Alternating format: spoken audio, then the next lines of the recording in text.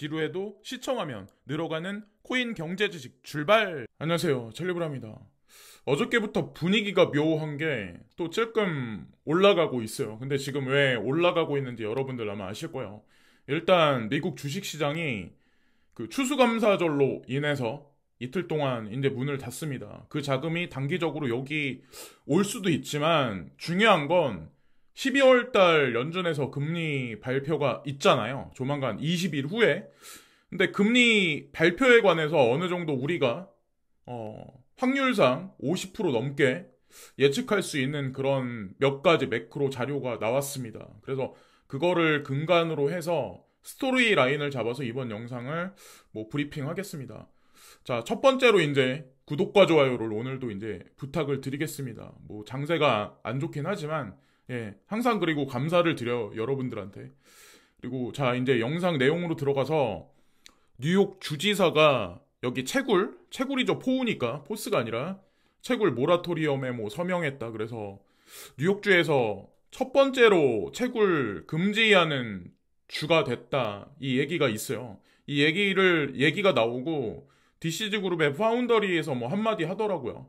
제가 성명 발표를 했는데 그랬다고 그래서 이 내용이 바뀌는 건 아닌데 제가 이제 말씀드리고 싶은 게 정치인들은 지금 이러고 있는데 보세요. 비트메인에서는 K7이라는 어저께 이거 아마 제가 말씀드렸을 거예요. K7이라는 이 채굴기를 발표를 했는데 이게 28초 만에 솔드아웃 했다. 과연 이 기계를 사간 사람들이 바보일까요? 아니면 뉴욕 주지사가 엉뚱한 법안을 지금 대중 혼란을 위해서 발표를 한 걸까요? 자, 답은 뻔하게 나온 거고, 이것도 일본은 은행에서 세계 메가뱅크와 함께 디지털 엔화를 시험한다. 근데 여기 부제가 달린 게 2026년까지 디지털 화폐 발행 여부를 결정할 계획이다. 그래서 이거 뭐지? 한다는 얘기 안 한다는 얘기야. 그래서 기사 내용을 쭉 보시면 일본 메가뱅크 세 곳과 지방은행과 협력해서 CBDC 발행 파일럿 테스트를 실시를 할 거다. 이 얘기가 나와요. 근데 여러분들 아시겠지만 인도도 이미 중국은 아주 오래전부터 그리고 이것은 연결될 가능성이 높고 미국도 마찬가지로 파일럿 테스트를 진행하고 있죠. 지금 현재 상황이. 이 국가들이 다 왜 이 파일럿 테스트를 진행할까? 그리고 일본도 왜 이런 발표를 했을까? 일본 중앙 뱅크 오브 재팬의 금융 시스템은 지금 현재 상당히 취약합니다. 금리 인상을 안 하고 금리 인하한 상황에서 상당히 장기적으로 금리 동결을 했음에도 불구하고 GDP, GNP는 올라가지 않은 지 상당히 오래기가 됐어요. 장기 잃어버린 30년. 그러면 이 상황에서 만약에 내년에 일본이 금리 인상을 한다. 그 여파가 미치는 파장은 이 명목화폐 시스템에 엄청난 위기를 초래할 가능성이 높습니다. 그러면 대안거리를 만들어내야 되겠죠? 그 대안거리가 디지털 엔화가 되는 거죠. CBDC가. 저 이제 그렇게 말씀드리고 싶습니다. 자, 그리고 중앙은행 비트코인 사용하여 제재에 맞서 싸울 수 있습니다. 하버드에서 박사님이 이런 연구 결과를 발표를 했다. 참 생뚱맞은 얘기죠. 여기서 제재가 뭐냐면 그거죠. 미국에서 제재를 가한다. 지금 제재를 받는 국가가 가장 강력하게 제재를 받는 국가가 러시아죠. 러시아가 자꾸 크립토 커런시 얘기를 꺼내는 이유가 분명히 있는 거예요. 그래서 이분이 이제 발언하는 어떤 그 문장의 핵심이 뭐냐면 제재 위험이 있을 때 금 매장량과 함께 비트코인이 더 많은 부분을 보유하는 것이 이치에 맞다. 그래서 중앙은행이 리저브 커런시로 금과 함께 비트코인을 더 많이 준비를 해야 된다. 제가 예전에 비트코인은 결국에는 6대 기축통화 자리에 결국에는 6번째로 들어간다. 라고 제가 언급을 드린 적이 아마 있었을 거예요. 만약에 달러가 괜찮다면 그리고 현재 경제가 별로 안 좋은 쪽으로 흘러가고 있는 유로가 괜찮다면 그리고 위에나 중국 경제는 어떤가요? 그림자 금융, 엔화, 일본은 어떤가요? 하다못해 영국은 지금 경제가 어떤가요? 브렉시트 이후에 경제가 다시 안 좋아져서 다시 유로존하고 같이 조인한다는 얘기까지 지금 현재 나오고 있는 현재 상황이에요. 그러면 여기 5대 기축통화는 근간이 흔들리고 있습니다. 결국에는 비트코인을 기축으로 만들고 각국 중앙은행은 CBDC를 빼내야 되고 스테이블 코인을 제도권 안에 수용하고 그리고 이런 자산들이 같이 유동성으로 가상자산의 유동성을 공급해서 가상자산 가격이 올라가면 거기서 세수 창출을 할 수 있는 거버넌스를 만들어내는 게 궁극적인 이들의 마지막 전략입니다. 그래서 지금 코인의 가격에 너무 포커스를 맞추실 필요는 없습니다. 이건 거의 100% 저는 가능한 시나리오라고 저는 생각을 하거든요. 제가 느끼기에는 딱 그렇게밖에 안 보여요. 지금 현재. 예. 자, 지나가는 김에 이제 언급을 드리고 이거 이오스 참 코인판이 끝나야 끝난다고 이제 제가 항상 이제 말씀드리는데 이오스 블록원 설립자가 여기 실버게이트라고 미국에서 여기는 크립토 뱅크거든요. 그러니까 거래소가 아니에요. 이 은행 라이센스를 받은 크립토 뱅크예요. 근데 여기 지분을 확보를 했다. 9.3%를 매입을 했다. 이오스는 별 볼 일 없는데 왜 왜 이 크립토 뱅크를 실버게이트 지분을 매수를 했었을까? 참 생뚱맞죠. 여기가 네임드가 없는 데가 아니에요. 여러분들이 이제 구글링을 해보시면 아시겠지만 실버게이트하고 관련되어 있는 굵직굵직한 자본들이 있습니다. 자, 어쨌건 아주 올드 코인이죠. 이오스, 막 라이트코인 이런 코인들, 비트코인 캐시, 이더리움 클래식, 하여튼 그 친구들을 향후에 한번 눈여겨봐 보세요. 매수를 지금 당장 해야 된다는 의미는 아니고 물려 계신 분들. 그리고 이거는 금리 기조에 관해서 우리가 알 수 있는 건데 이 사진이 진짜 어떻게 보면 엄청 중요한 사진일 수가 있거든요. 여기 중국과 미국이 있는데 컨슈머 프라이스 여기 나와 있죠. 이게 인플레를 뜻할 수 있는 거거든요. 근데 여기 보면 이 진한 색이 미국이에요. 이게 미국이고 이게 중국이죠. 중국은 여기 좀 왔어요. 2.1%. 근데 미국은 8.7%를 찍고 그 다음에 8% 밑으로 하향을 했어요. 요 정도 지금 단계예요. 그러면 여기서 중국은 향후에 돈을 풀 가능성, 양적 완화를 할 가능성이 더 높고 2023년에 그리고 미국은 금리를 일정 시간까지는 인상을 한 후에 동결을 상당 기간 오랫동안 유지할 가능성이 높습니다. 그런데 금리 인하를 안 하면 금리 인하해도 문제인데 금리를 인상한 상황에서 상당히 오랜 기간 동안 계속 유지를 시키면 썩 좋지는 않을 거예요.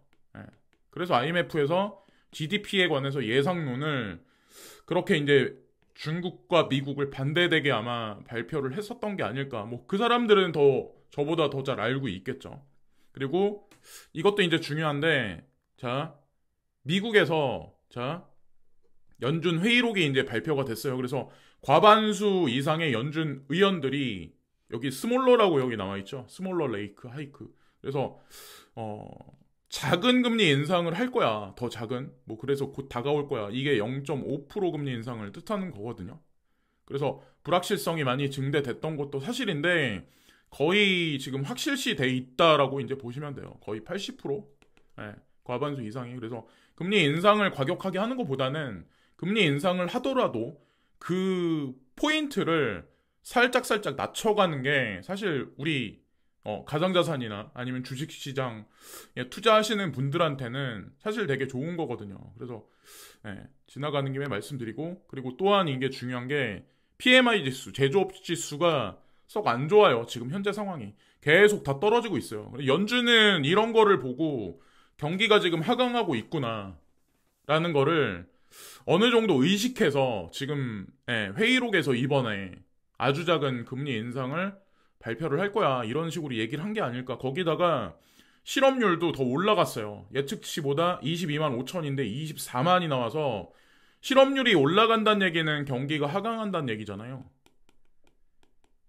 경기 하강. 이 눈치를 지금 보고 있는 거죠. PMI 지수도 꺾였고. 그러면 여기서 강력한 금리 인상을, 그렇다고 금리 인상을 멈추기는 그렇고, 인플레이션이 꺾이지도 않은 상황에서, 지금, 요런 흐름으로 이제 보시면 됩니다. 자, 그게 이제 사실은 주식시장하고, 맞물려서 지금 돌아간다고 저는 이제 생각해요. 거기다가, 지금, 블랙 프라이데이 시즌에 돌입을 했어요. 크리스마스까지. 그래서 이 장세가 크리스마스까지 갈지, 아니면 1월달까지 계속 연이어서 행해질지는 뭐 아직까지는 불확실하긴 하지만 조금 이제 소비를 많이 하는 시즌으로 돌입한 건 분명합니다. 배드와치에 보면 여기 나와 있는 거대로 이렇습니다. 0.5% 금리 인상이 연준 의원들이 지금 80.6% 이렇게 지금 나와 있습니다. 이거는 회의록이 나온 이후에 이것도 나온 거예요. 그리고 이거는 국내 뉴스인데 카카오 그룹주 일제히 급등, 뭐 그래서 카카오 엔터부터 해가지고 카카오 뱅크, 카카오 페이. 그래서 투자하셔가지고 물리신 분들 아마 되게 힘드신 분들 많으시겠지만 제가 봤을 때는 오일머니가 여기 관련돼서 오일머니가 여기 관련돼서 침을 발랐다? 근데 이거는 침을 바른 게 아니라 아시겠지만 카카오는 알리바바 텐센트하고 또 관련이 있어요. 알리바바 텐센트는 소프트뱅크하고 또 관련이 있어요. 그러면 이게 다 같이 움직여요. 비전 펀드하고. 사실은 뭐 쿠팡도 마찬가지지만 그런 일면으로 보시면 돼요. 자, 어쨌든 뭐 올라갔으니까 계속 바닥을 찍다가, 그리고 전기료도 자이언트 스텝 필요 뭐 최소 50% 올려요. 이런 얘기가 저는 이걸 보고 이거 진짜 이분이 인천대학교 교수님이시라고 하시는데 진짜 이렇게 말씀을 하셨을까? 50%? 10% 20%도 아니고 갑자기 50%? 와. 우리가 앞으로 살아갈 날이 더 많은데, 그죠?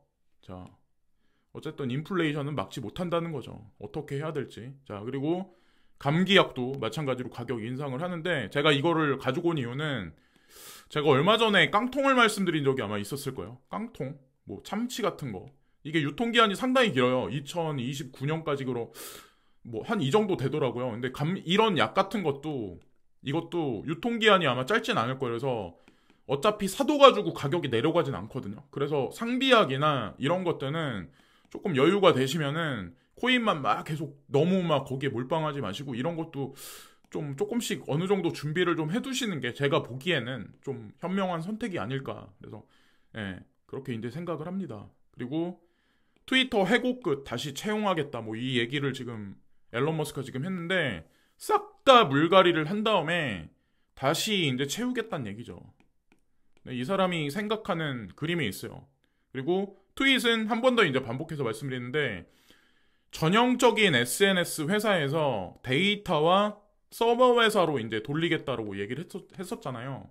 서버 회사로 돌린다. 갑자기 이런 얘기를 왜 했을까? 러시아 전에 관한 그런 얘기거든요. 뭐 킴부른반도 진격, 뭐 러시아와 전면전, 협상의 갈림길이다. 이것도 언제 봉합이 될지 아무도 모른다는 거죠. 우리가 기다리는 이 종식은 아니겠지만 봉합이란 얘기가 과연 언제 나올지. 근데 중요한 거는 미국의 6조 원의 금액이 다시 우크라이나로 들어갔습니다.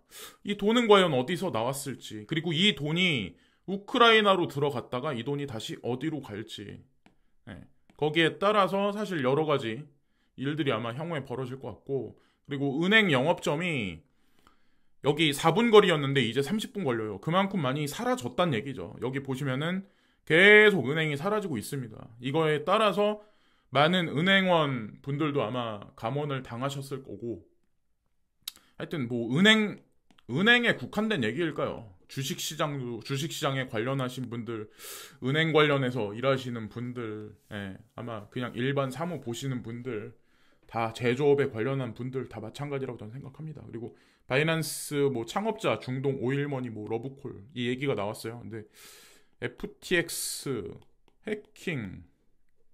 해킹돼서 이 자금이 어디로 갔죠? 해킹됐다. 그러면 해킹된 자금을 찾았다라고 만약에 얘기가 나오면 과연 FTX가 과연 나중에 뭐라고 얘기를 할까? 그리고 과연 해킹된 자금은 어디로 사라졌을까? 이게 저는 해답이라고 저는 생각을 하거든요. 해킹됐다는 거 말 믿지도 않아요. 저는 솔직히 말씀드리면. 그래서 창펑자오가 뭐 인수한다, 돈이 모자라다, 어쩌다, 뭐 그래서 이것 때문에 아부다비에 갔다라고 이제 이런 얘기가 있는데 이거는 하여튼 그렇습니다. 자, 뭐 뚜렷한 그게 없으니까 그 유럽에 관해서 이제 말씀드리면 유럽과 미국에 관해서 미국은 우리나라에 와서 너네 이거 공장 만들어 제조업해. 그래야지 우리나라 미국인들한테 고용이 많이 늘어나고 우린 또 세금을 많이 거둘 수 있어. 왜냐면 우리는 이기주의니까. 근데 유럽에서도 마찬가지로 본인들의 이득을 취해야 되잖아요. 그래서 이게 결정되는 게 5일이래요. 네, 5일이에요. 다음 달 12월 5일입니다. 근데 결국에는 유럽 연합하고 미국은 기존에는 같이 갔으면 같이 동행을 했다면 앞으로는 끊어질 가능성이 상당히 높습니다. 네, 그렇게 될 수밖에 없어요. 자, 좀 짧게 말씀드리긴 하지만 그냥 저는 살짝살짝 그냥 흐름만 말씀드릴 뿐입니다. 그리고 캐나다는 미국과 끝까지 갑니다. 북미에서. 왜냐면 러시아나 사우디아라비아로부터 들여왔던 오일을 사실은 캐나다로부터 전량 다 바꿨거든요. 네, 한 6년에 걸쳐서 그 비율을 러시아와 사우디의 비율을 점진적으로 지금까지 줄여왔고 그거는 사실 차트가 있어요. 그리고 캐나다로부터 들여오는 원유는 계속해서 늘려나갔어요. 그리고 근거리에 있잖아요. 네, 그래서 아마도 북미 내에서는 캐나다, 미국, 그리고 오세아니아에서는 호주, 그리고 유로존에서는 영국하고 이 네 개 국가는 끝까지 아마 미국이 GDP, GNP가 떨어지고 안 좋은 상황이 와도 아마 끝까지 같이 붙어 있을 가능성이 높아요. 나머지 국가들은 아마 다시 헤쳐모여 해서 새로운 노선을 정립을 할 겁니다. 그 대표적인 국가가 일본이 될 확률이 상당히 높고 대표적인 친미 국가 중에 대표적인 친미 국가죠. 근데 에너지 문제로 결국에는 어쩔 수가 없어요. 지금 현재 그 낌새가 보이는 게 일본은 미국 국채를 계속 팔고 있습니다. 그리고 정치적인 노선도 서서히 갈아타기 위해서 준비를 하고 있어요.